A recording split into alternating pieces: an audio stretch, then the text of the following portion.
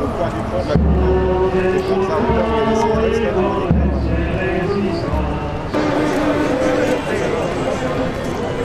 est les vedettes. Est-ce que vous voyez juste incliner un tout petit peu par rapport au reflet du soleil, ça sera nickel. On fait tout ce que vous voulez.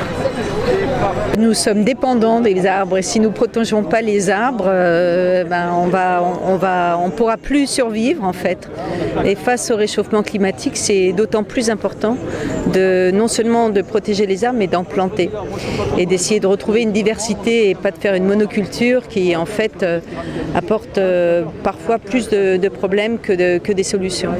Donc je suis là parce que je suis sensible au vert, je suis sensible au manque de conscience aussi, pas seulement des politiques, mais aussi parfois des grands financiers qui s'accaparent des forêts pour l'idée de créer de l'emploi c'est bien, mais parfois c'est pas tout à fait dans la proportion réelle des choses.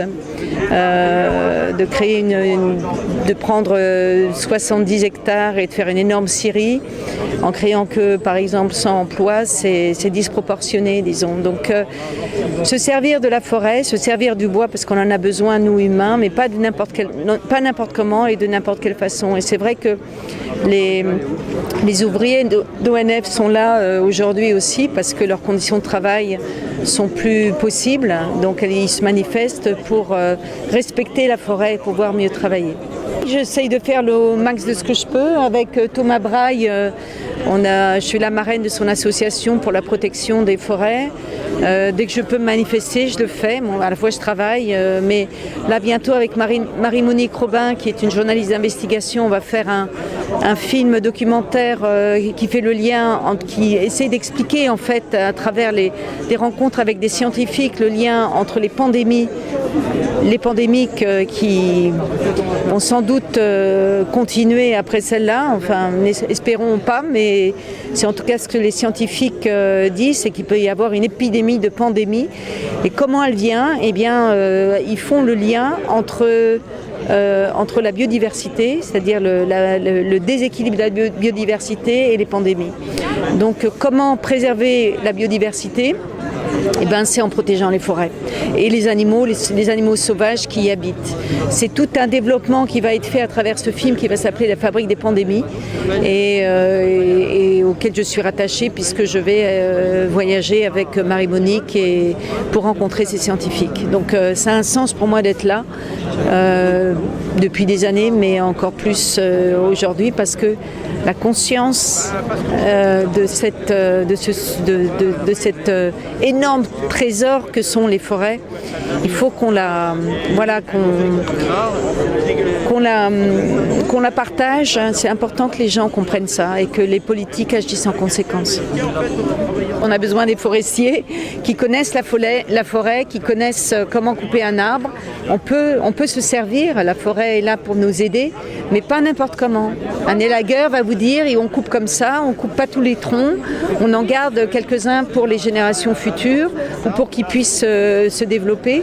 On coupe pas à blanc, on rase pas une forêt. Et ça c'est important aussi qu'il y ait des gros sujets qui vieillissent, qu'il y ait le temps de vieillir, parce que de replanter en monoculture une même essence d'arbre, c'est pas la solution. Il y a des avantages fiscaux, mais c'est pas la solution réelle.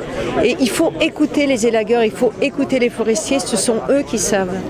À long terme pour les générations futures et aussi pour les forêts, parce que nous avons besoin de l'oxygène. S'il n'y a pas d'oxygène, on vit comment ?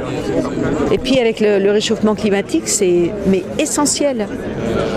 Je défends les arbres depuis un bon moment, j'aime les arbres depuis un bon moment et aujourd'hui encore plus parce qu'avec le réchauffement climatique et ce que nous disent les scientifiques, si nous ouvrons les oreilles, si nous avons des oreilles, c'est important de protéger par des lois aussi politiques et dans les actions, l'Office national des forêts, l'ONF, est responsable de nos forêts communales et nationales, et aussi privées d'ailleurs.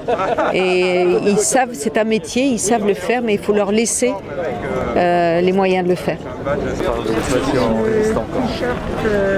Comment dirais-je, symbole de la grande marche qui avait été organisée par les syndicats de l'ONF et SOS Forêt en 2018.